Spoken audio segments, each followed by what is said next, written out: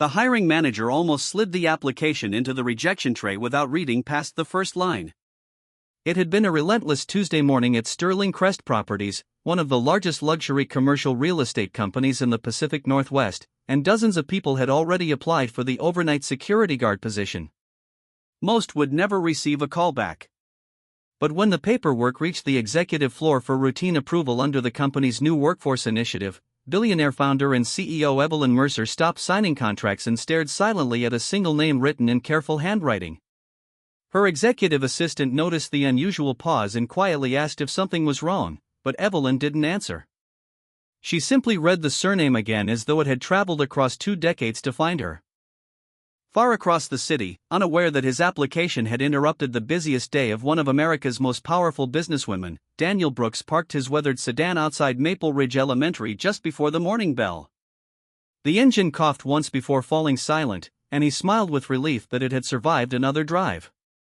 In the passenger seat, his 10-year-old daughter Lily zipped up her faded backpack, its front pocket stitched together with blue thread Daniel had sewn himself after the zipper tore apart months earlier. She held a small science project carefully against her chest so the cardboard planets wouldn't fall off. "Ready?" Daniel asked softly. Lily nodded, though she looked more worried about protecting Saturn than getting to class. Together they crossed the busy sidewalk where parents hurried toward offices, hospitals, and construction sites while children laughed beneath the cool autumn sky. Before entering the school, Lily hugged her father tightly. "You'll find a job today," she whispered with more confidence than any child should have needed to carry. Daniel smiled even though the words stung because they came from someone who had watched too many bills pile up on the kitchen counter. "I'll keep trying," he promised. He waited until she disappeared through the front doors before returning to the sedan. 3 weeks earlier he had managed security operations for a regional manufacturing company, supervising nearly 40 employees and overseeing multiple facilities. Then the company lost its largest contract, investors pulled funding, and entire departments vanished almost overnight. Daniel left carrying a cardboard box filled with framed photographs, a coffee mug his daughter had painted years earlier, and the quiet fear that unemployment would last longer than his savings. Since then, every interview had ended politely but painfully.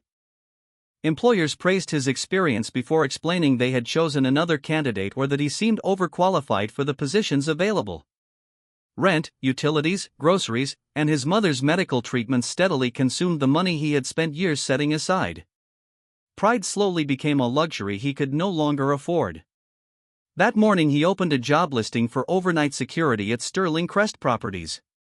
It paid less than half of what he once earned, but it offered health insurance after 90 days and stable hours. Honest work was still honest work. Wearing his neatly pressed but aging navy jacket, Daniel walked through the polished glass entrance of the company's headquarters, suddenly aware of how worn his shoes looked against the gleaming marble floor. He filled out every page of the application carefully, listing years of leadership experience beneath the job title he was now willing to leave behind. When he reached the final section asking for his daughter's emergency contact information, he wrote her full name exactly as it appeared on every school document, Lily Grace Donovan Brooks. Minutes later, nearly 30 floors above the lobby, Evelyn Mercer looked at that same name and quietly whispered words her assistant had never heard before. "That can't possibly be her." Evelyn Mercer leaned back in her chair without taking her eyes off the application, the silence in her office growing so noticeable that even the steady hum of the city outside seemed to disappear. Her assistant, Claire, waited patiently before speaking again. "Would you like me to continue with the remaining files?" Evelyn slowly shook her head. "Not yet." She traced her finger beneath the handwritten name once more, not because she doubted what she was reading, but because memories she had spent 20 years burying were returning with startling clarity. Lily Grace Donovan. Donovan had never been a common surname in her life. There had only been one family attached to it that mattered. She rose from her chair and walked toward the wide windows overlooking Seattle's harbor, where cargo ships moved steadily across the gray water beneath gathering clouds. Success had given her buildings, recognition, and unimaginable wealth, but it had never erased one debt that money had failed to repay. 20 years earlier, she had been a frightened 24-year-old architect struggling to keep her first business alive after a disastrous investment left her nearly bankrupt. On a winter evening, while driving through heavy snow toward a meeting that could determine whether her company survived another month, her small car had skidded off a rural highway and crashed into a shallow ditch. The freezing wind had been relentless, her phone had no signal, and darkness was arriving quickly. She still remembered believing she might spend the night trapped there until a passing pickup truck stopped. A woman climbed out wearing an old green coat and thick work gloves, followed by a little girl no older than 5 wrapped in a bright yellow scarf. The woman introduced herself simply as Grace Donovan. Without asking for anything in return, Grace and her husband pulled Evelyn's car free with an aging tractor before inviting the exhausted stranger into their farmhouse for coffee while they checked the engine. Evelyn had apologized repeatedly because she carried almost no cash, but Grace only smiled and said something she never forgot. When life finally smiles back at you, pass the kindness forward. That's payment enough. Evelyn had promised she would return after her business recovered. She truly intended to. But months later, after securing the contracts that launched Sterling Crest into national success, she drove back to the farmhouse only to discover it had been abandoned. Neighbors explained the family had suffered a terrible tragedy. Grace had passed away unexpectedly after a sudden illness, and her husband had left the area with their young daughter. No one knew where they had gone. Evelyn searched for years, hiring investigators more than once, but every trail eventually disappeared. Eventually, life consumed her attention, though guilt never completely faded. Now, staring at Daniel Brooks's application, she realized the emergency contact listed his daughter as Lily Grace Donovan Brooks. The middle name and surname together struck her like lightning. It could have been coincidence. Yet something deep inside refused to believe that. She returned to her desk and pressed the intercom. "Claire, ask Human Resources to invite Mr. Brooks back this afternoon." "For a second interview?" Claire asked. Evelyn paused before answering. "No. Tell them I'd like to meet him personally." Claire hesitated, surprised that the Billionaire CEO wanted to interview an applicant for an overnight security position, but she asked no further questions. Meanwhile, Daniel left Sterling Crest believing the interview had gone no differently than the dozens before it. By early afternoon he was comparing prices at a discount grocery store, calculating which items could stretch through the rest of the week without exceeding the few dollars remaining in his account. He skipped buying fresh fruit for himself so Lily could still have apples in her lunchbox. His phone rang just as he loaded the bags into the trunk of his sedan. Seeing an unfamiliar number, he nearly ignored it before answering anyway. "Mr. Brooks," the cheerful voice said, "this is Sterling Crest Properties. MS. Evelyn Mercer would like to meet with you today at 3 o'clock if you're available." Daniel frowned in confusion, looking around the nearly empty parking lot as though someone else might explain why one of the country's most successful CEOs wanted to speak with a man applying for a night security job. Daniel arrived at Sterling Crest nearly 30 minutes early, partly because he had always believed punctuality reflected character and partly because he could not risk missing an opportunity he still didn't understand. The executive floor felt like an entirely different world from the busy lobby below. Thick carpets muted every footstep, modern artwork lined the hallways, and floor-to-ceiling windows overlooked the glittering skyline stretching toward the harbor. A receptionist greeted him with unexpected warmth before leading him into a spacious office where Evelyn Mercer stood waiting beside the windows instead of behind her desk. She extended her hand with a smile that carried curiosity more than authority. "Thank you for coming back, Mr. Brooks." Daniel shook her hand politely. "Thank you for inviting me, ma'am." She motioned toward a pair of chairs arranged around a small table rather than the formal conference area, an intentional choice that made the conversation feel less like an interview. After they sat down, Evelyn looked at his application once more before asking the question that had occupied her thoughts since morning. "May I ask about your daughter?" Daniel's expression softened immediately. "Lily?" Evelyn nodded. Her full name caught my attention. Daniel smiled faintly. "She was named after her grandmother, Grace Donovan. My wife wanted Lily to always carry her mother's name." Evelyn felt her heartbeat quicken. "Your wife's mother was Grace Donovan?" "Yes." He paused before adding quietly, "My wife, Emma, passed away 4 years ago. Since then, it's just been Lily and me." Evelyn lowered her eyes for a moment, absorbing the unexpected sadness behind his calm voice. I'm very sorry. Daniel acknowledged her sympathy with a small nod. Life changes quickly. Evelyn remained silent for several seconds before speaking again. Did your wife ever tell you about her mother helping a young businesswoman stranded during a snowstorm many years ago? Daniel looked genuinely surprised. Actually, yes. He leaned back slightly as memories surfaced. Emma mentioned it once when we first started dating. She said her mother believed every act of kindness eventually found its way back to someone, even if not to the person who gave it. I never thought much about the story after that. Evelyn stood, walked to a nearby cabinet, and carefully removed an old leather notebook that had faded with age. From inside one of its pages she unfolded a worn photograph.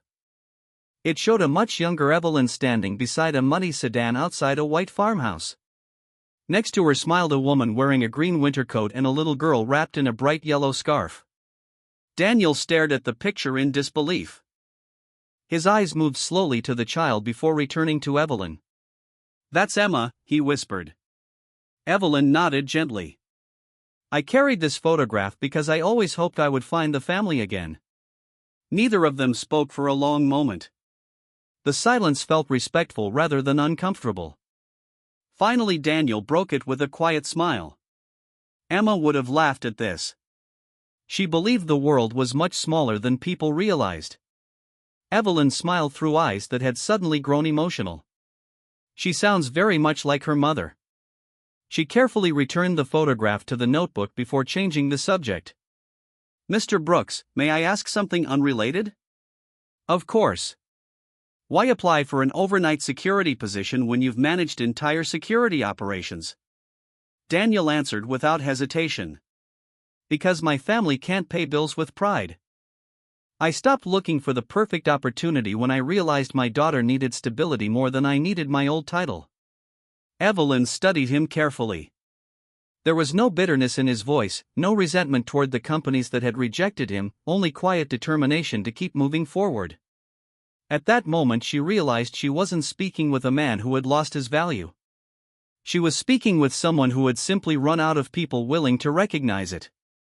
Evelyn thanked Daniel for his honesty before pressing a button on her desk and asking her chief operations officer, Martin Keller, along with the company's director of corporate security, Angela Ruiz, to join them. Daniel assumed the meeting was ending, but instead the conversation shifted in a direction he never expected. Martin entered carrying a tablet filled with reports while Angela brought several building security plans that had been under review for weeks. Evelyn introduced Daniel only by his experience, never mentioning the connection between their families. I'd like your professional opinion on something, she said. Daniel looked surprised but agreed. Angela spread several diagrams across the table and explained that employee access delays, rising equipment failures, and inconsistent overnight patrol reports had become an expensive problem throughout several corporate campuses. Daniel studied the layouts quietly instead of speaking immediately. After several minutes he asked a few simple questions about staff scheduling, camera maintenance cycles, contractor access, and emergency response procedures. His questions became more detailed with each answer until Martin exchanged an impressed glance with Angela. Daniel finally pointed to one of the diagrams. You're treating this as 3 separate problems, but they're all connected.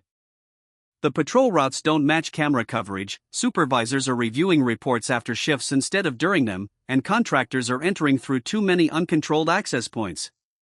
New equipment won't solve that. Better coordination will. Angela leaned closer. How would you reorganize it? Daniel borrowed a pencil and began sketching a revised workflow directly onto the printed plans. He explained how staggered patrols could reduce blind spots, how digital reporting should be completed before officers left each checkpoint, and how maintenance crews and security teams needed weekly coordination instead of operating independently. Within 20 minutes he had outlined a practical system that required almost no additional spending. Martin looked genuinely surprised.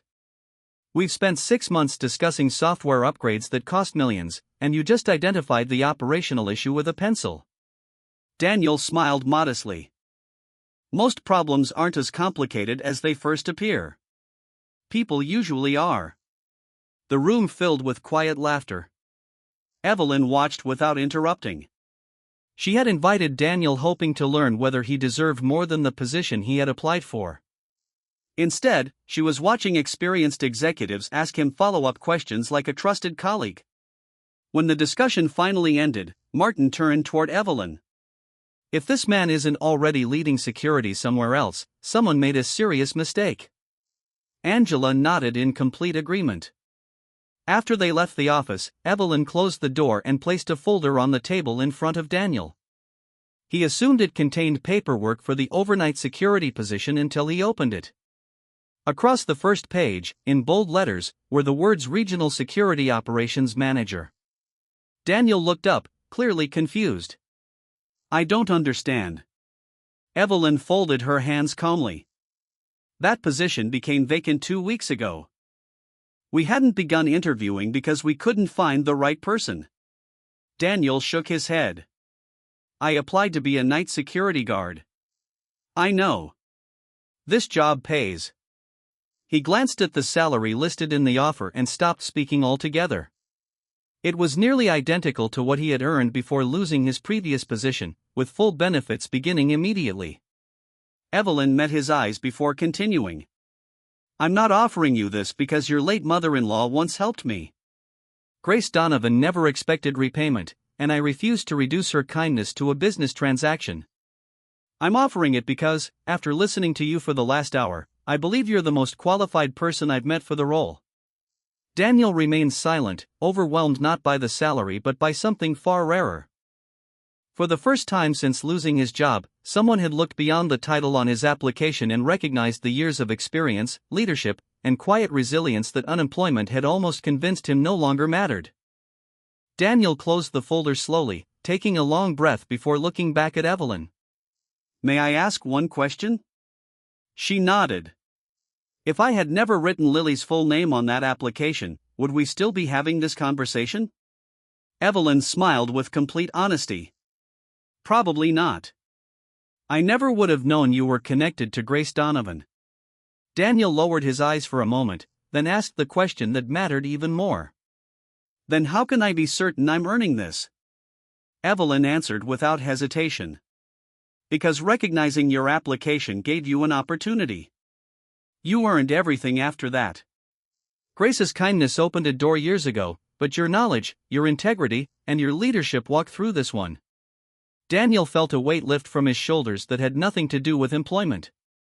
It was the burden of wondering whether desperation had forced him to accept charity instead of respect. Now he understood the difference. They shook hands, and for the first time in weeks he drove home without rehearsing another disappointing explanation for his daughter. Lily was waiting at the apartment window when his sedan pulled into the parking lot. She ran outside before he even reached the front steps. "Did you get the job?" she asked, barely able to contain her excitement. Daniel laughed, knelt beside her, and hugged her tightly. "I actually got a better one than the one I applied for." Lily's eyes widened. "Really?" He nodded, and the smile that spread across her face made every difficult month feel lighter. That evening they celebrated with homemade spaghetti and a small chocolate cake from the neighborhood bakery. It wasn't expensive, but to them it tasted like hope returning. A few weeks later Daniel began leading security operations across several Sterling Crest properties. Instead of acting like the highest-ranking person in the room, he introduced himself to every overnight officer, maintenance technician, receptionist, and janitor by name. He remembered exactly how invisible unemployment had made him feel, so he made certain no employee under his leadership felt overlooked. When mistakes happened, he solved them with patience instead of blame, and before long employee morale improved alongside security performance. During the company's annual Family Appreciation Day, Lily visited headquarters wearing an oversized visitor badge that swung against her sweater as Daniel proudly showed her the operations center. Near the end of the afternoon Evelyn happened to pass through the lobby and stopped to greet them. Lily smiled shyly before reaching into her backpack. "I made something for you." She handed Evelyn a carefully folded drawing. It showed a snowy farmhouse on one side, a tall glass office building on the other, and between them two people shaking hands beneath a bright sunrise. Across the top, written in careful block letters, were the words, "One good heart can reach across generations." Evelyn felt her throat tighten as she looked at the picture. "May I keep this?" Lily nodded happily. Mom used to say Grandma always helped strangers because she believed kindness never disappeared. Evelyn carefully held the drawing against her chest. "Your grandmother was right." A week later, the picture was framed and placed on a bookshelf in Evelyn's office where visitors often noticed it. Whenever someone asked why a child's drawing occupied such an important place, she always gave the same answer. "It reminds me that resumes tell you what people have done, but character tells you who they are." Months later, Sterling Crest's security division became one of the company's highest-rated departments, not because of expensive technology or complicated strategies, but because it was led by someone who never forgot what it felt like to stand on the other side of an opportunity. Grace Donovan never lived to see the lives her simple act of kindness would eventually touch, yet her compassion quietly traveled across decades until it reached people she would never meet. Sometimes the greatest rewards for doing good are not returned to us directly but continue through others, proving that genuine kindness has never truly lost, it simply waits for the right moment to change another life.